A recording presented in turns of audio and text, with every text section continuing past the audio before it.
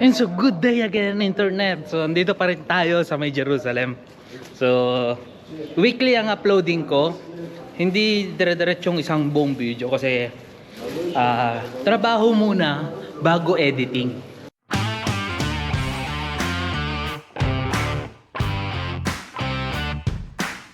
Ayun, so ang goal natin ngayon ay ang 14th Station of the Cross or mas kilalang Via Dolorosa. So, pumasok ako doon sa may Lions Gate pero hindi na ako nag-video sa Lions Gate. At hindi na rin kasi ako lumabas doon. So, hindi ko na pinuntahan. At nakakahingal yung tuloy-tuloy na pataas. Nakakahingal siya. Yun, so dito na magsisimula ang nating first station of the cross. So kung nakikita nyo yung bilog na yun, may number 1 siya. So dyan sa loob nyan, dyan nagsimula ang first station of the cross. So ano nga ba yung first station of the cross? So ito yung si Jesus ay nahatulan ng kamatayan or Jesus condemned to death. Yes. So sa part na yan, sa loob na yan. Pero hindi natin pwedeng pasukin dahil na-convert na siya as a school. Yan. Pero ito yung sure nila lugar na to. So next naman, sa tapat lang niya ay ito ang second station of the cross. So ito pwede natin pasukin.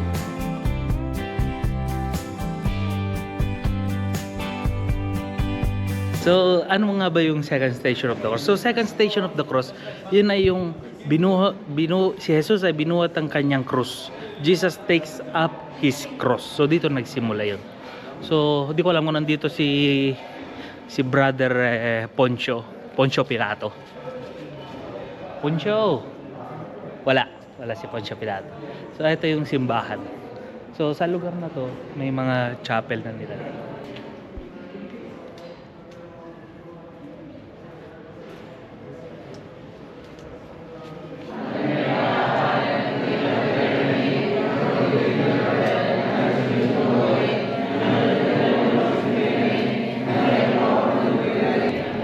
Ay, so may nagdarasal doon.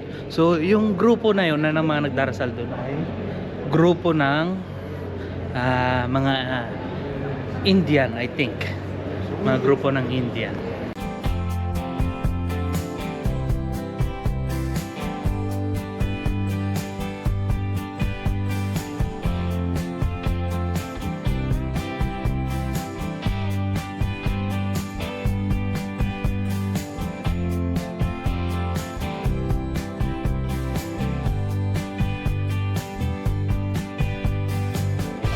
Ayun, so nakalabas na tayo tapos na tayo sa first and second station of the cross. So, ito yung nilakaran talaga ni Jesus.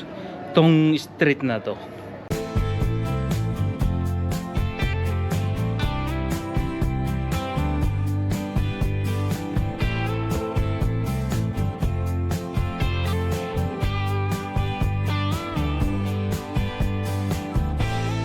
Ayun, so habang lalakad ako dito, may nakita ko dito na Litostrotos.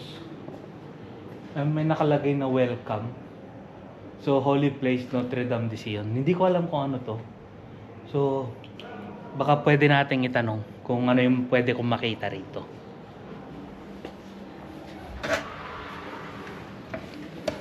Hello. Shalom. Wow. So, dito mo makikita kung saan talaga yung lumang daanan ng Jerusalem. Kung saan talaga umapak ang paa ni Jesus. Nung siya ay pinahirapan at pinalakad at bago siya ipako sa krus. So eto siya, kung nakikita nyo. Di ba? Eto talaga yung original.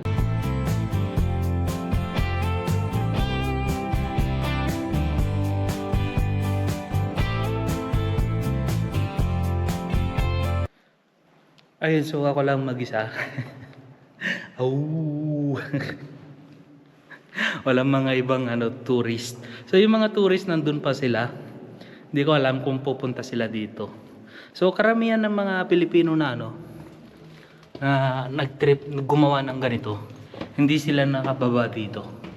Hindi sila nakapunta.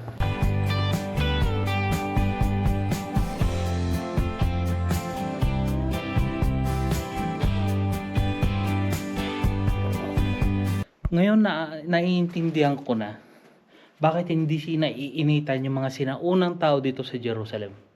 Kahit wala naman silang air condition. Yung pala, malamig na talaga dito. Ito sa mga lugar nila. At sabi nila may problema sila sa tubig, pero nakita ko naman maraming mga pinag-iipunan sila ng tubig noon. So I think hindi sila nahirapan sa tubig. Ayun, so now umexit na ako. Kumbaga parang umatras lang pala ako sa, parang paikot lang pala, umatras ako dito. So yun yung station 1, station 2. The next is pupunta na natin yung station 3, unless meron pa tayo makita dito sa daanan. Diba 14 station of the cross lang yung gagawin mo, pero marami ka pa rin pwedeng pasukin. So ito pwede sana, pero sarado.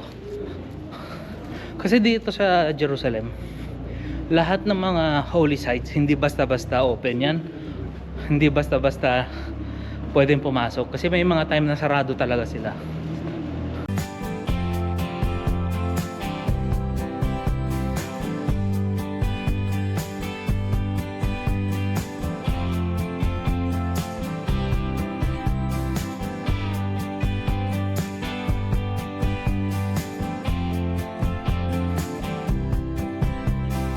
Ayun, so nakita ko na yung Station of the Cross 3, yung Station of the Cross 4. Ayun, so nakikita nyo yung bilog na nandito. Yan yung Station of the Cross 3. So ano nga ba yung third station or pangatlong Station of the Cross? Yun yung si Jesus natumba sa unang pagkakataon. So dito siya yung natumba. Ayan. So hindi tayo makapasok, sarado. Siguro mamaya-maya pa magbubukas yan, or baka may araw. So dito naman sa part na to, ito yung fourth station of the cross. So ano nga ba yung fourth station of the cross? So fourth station of the cross, yun si Jesus nakasalubong ang kanyang ina. So dito niya nasalubong si Maria. So pasukin natin to, mukhang pwedeng pasukin.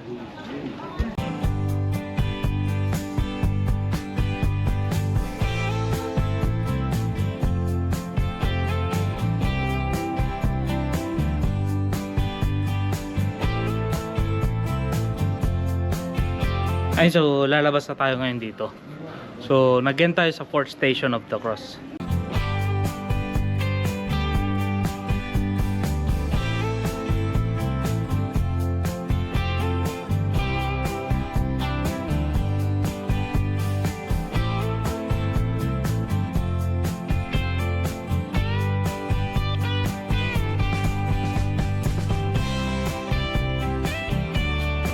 Ayun, so nandito na tayo ngayon sa may, ito kung nakikita nyo, ang fifth station of the cross, o panglimang istasyon.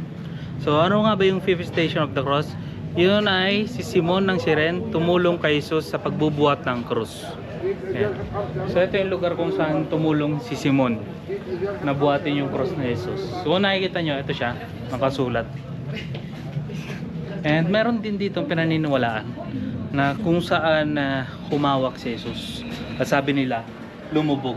Ito yung bato na sinasabi nila, kung humawak siya, nung humawak siya dito, natumba, humawak, at lumubog yung bato.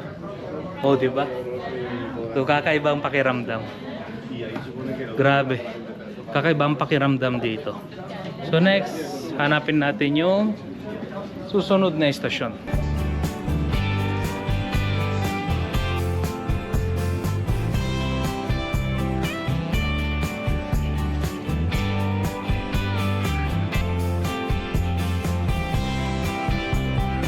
Ayun, so nandito na ako ngayon sa may station 6. So nakikita nyo, station 6, bibilisan ko lang kasi may mga makulit dito. So hindi ako nag-video kanina. So ano nga ba yung ika-6 na estasyon? Si Veronica, pinahira ng mukha ni Jesus. Yan.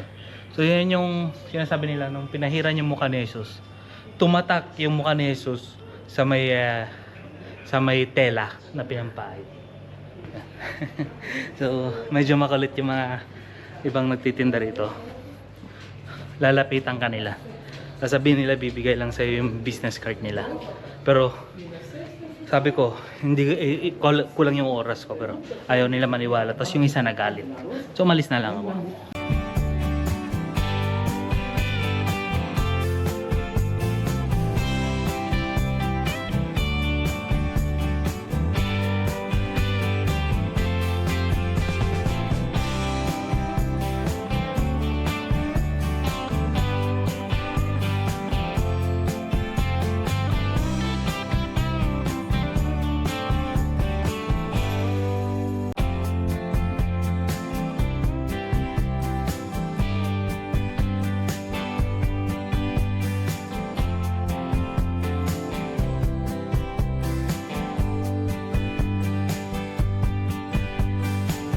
Ayun, so nakarating na tayo ngayon dito. Sa likod ko yung Station 7.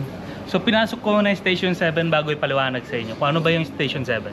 So 7 Station of the Cross ay ibig sabihin ay si Jesus natumba sa ikalawang pagkakataon. So dito siya natumba sa pangalawang pagkakataon. So iba talaga yung pakiramdam. Parang kung meron lang sanang time machine ngayon, gusto ko ipunta rito yung time machine at babalik ako sa nakaraan.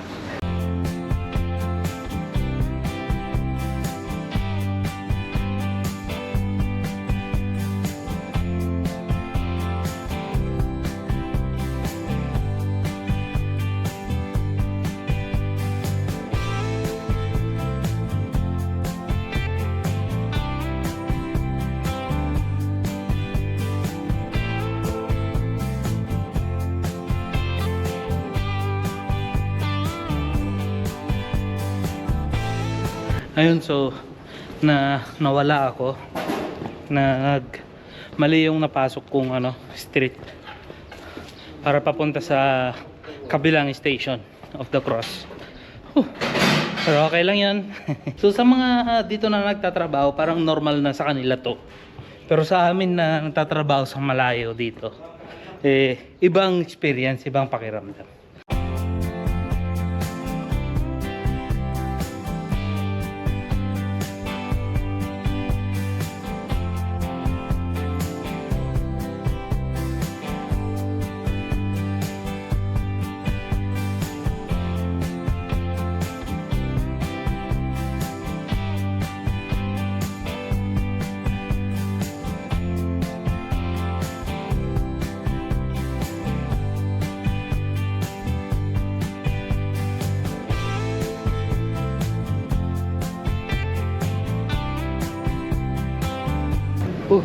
Ayun o, may lechong manok. Kung gusto kong bumili ng lechong manok, nakamay ako tapos nakita ko lechong manok. Yeah. I got lost Where are you too. from? Philippines. Philippines. Yeah. I'm from Brazil. Brazil? Brazil. Oh, Brazil. Yes. Your friend. Do you send me your YouTube? Do you put in YouTube this Yes, video? What your channel? We put later. Okay. And so may nakita ako dito, mga kasabay ko sa 14 station.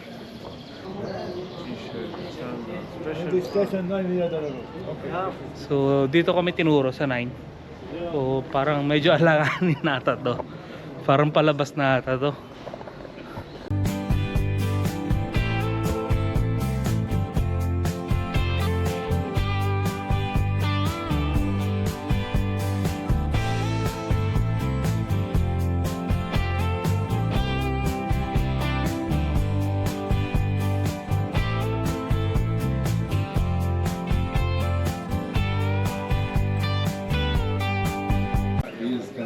You have white? How much? 10 shekel? Okay, I take this. Oop. You have aboniki? Yes. Ringgit. Ringgit. Ay, so meron ako mga nakasabay, mga 18. So yung mga taga Brazil, di ko na alam saan sila pumunta. Basta ako bumili muna ako ng kandila. Ay, ayun, nandun sila picture. So ito na ang Holy Sepulchre. Welcome to Holy Sepulchre Church. So ito na siya. So kung napapansin nyo, merong hagdanan doon na maliit sa taas. Bawal galawin yon kahit sino. Against the law. Once na ginalaw mo yon, against the law, pwede kang makulong.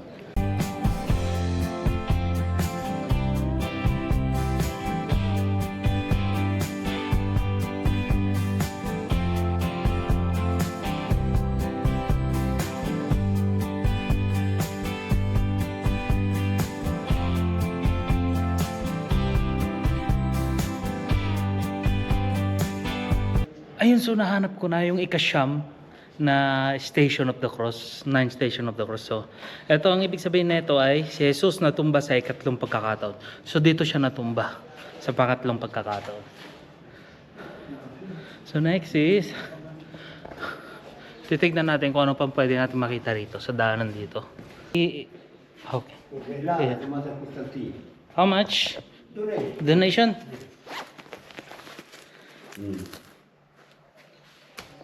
Okay, so nag-donate na lang ako. So papasukin ko yung si Queen Helen na ginawa niya ni Queen Helen doon sa may pag-ipunan ng tubig noong unang panahon, 4th century.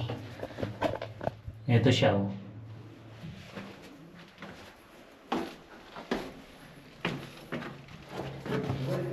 Wow! Sobrang liit. Hindi pwede dito malaki ang tiyan. Buti na lang wala akong malaking tiyan. Oh. Wow, ang lamig dito. Ang lamig. So madilim din. Okay. Wow. Okay. So ito na siya. So hindi ko na siguro bababain to. Eh. So ito yung malaking ipunan ng tubig nila noong unang panahon na ang gumawa ay si Queen Helen. So sa taas na ito is maliit na chapel lang. And baka mamaya mabali tong mga tawag dito, mga kandila ko. And so tanong natin, who is Queen Helen? Yes. She was His name is Mother Constantine, Queen. Mother of Constantine. Sant Antonius Ken? and Baba Shenouda, Oh. Patriarch of the Coptic. The monk. Yes. And so siguro maganda rin bigay ng kandila para kay Saint Helen or Queen Helen. So siya, sa pagkakaalam ko lang, siya yung babaeng unang nagtago doon sa krus ni Jesus. So, okay lang naman. Lagay tayo para sa kanya. Then, antayin natin yung mga... Ha? No, Philippines. So, antayin ko lang yung mga ibang pumasok doon, yung dalawa. Galing sila ng Brazil. Gusto nilang kunin yung YouTube channel ko. Pero, sabi ko, sige mamaya. So sila yung nakasabayan ko sa 14th Station of the Cross. So kapakapa rin lang sila, mapa lang din ang gamit nila. And tanong-tanong. Ganoon din naman ako, mapa lang and tanong-tanong lang din.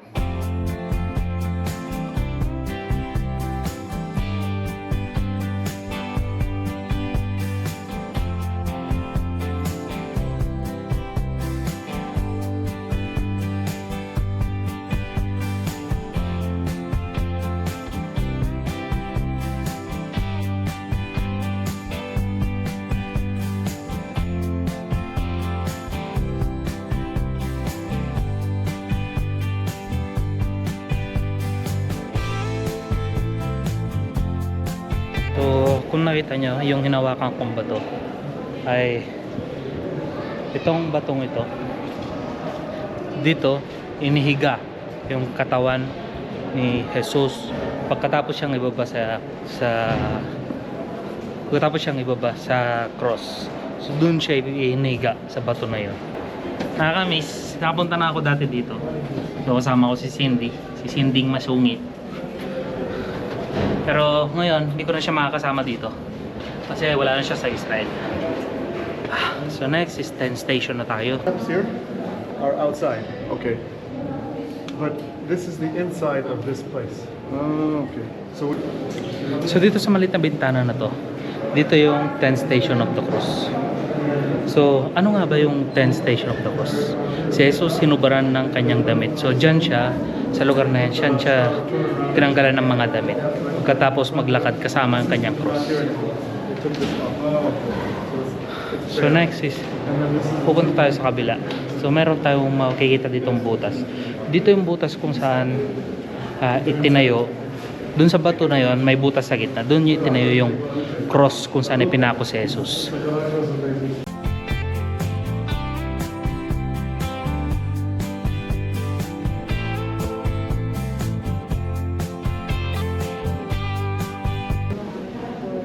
So konti na lang matatapos ko na yung goal ko, ang 14th Station of the Cross. So na-survive ko ang 14th Station of the Cross ng sarili ko lang.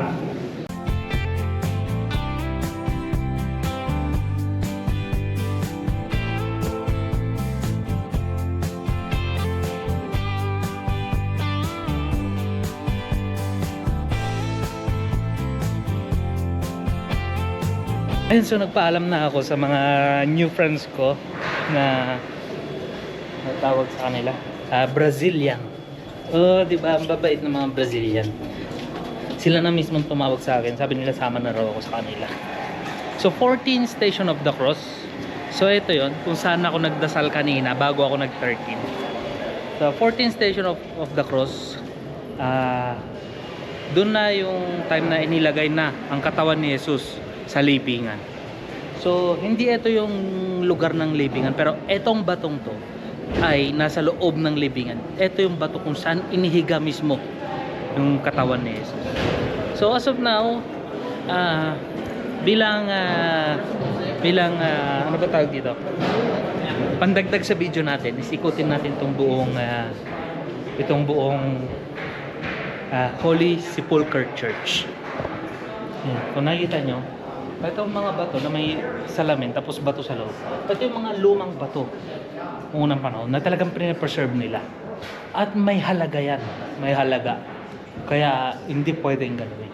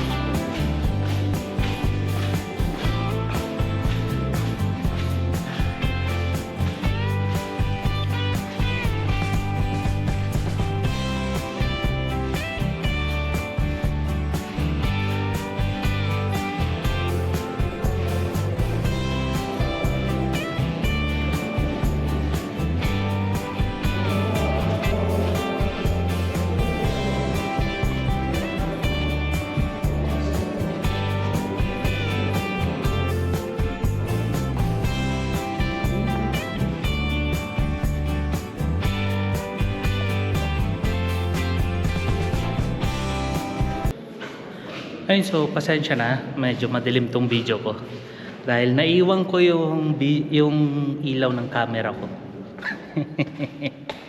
Hindi ko naisip kaninang umaga. So naiwan ko dun sa may bag ko yung ilaw ng camera.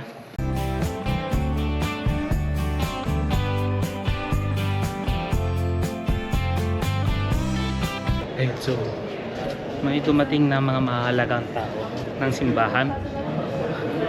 So andito sila, nakaload sila doon kung saan ako lumuhod kanina. So now mag-ano akong kandila.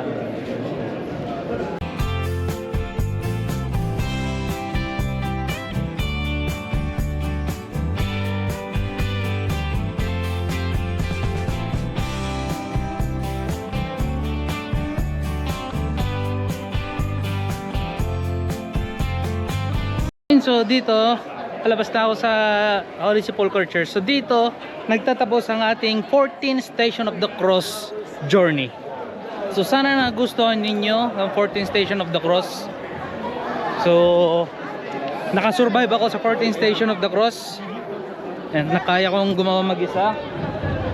And yun. So sa mga makakapanood dito, gusto nyo man o hindi, please like, share, and subscribe. Goodbye!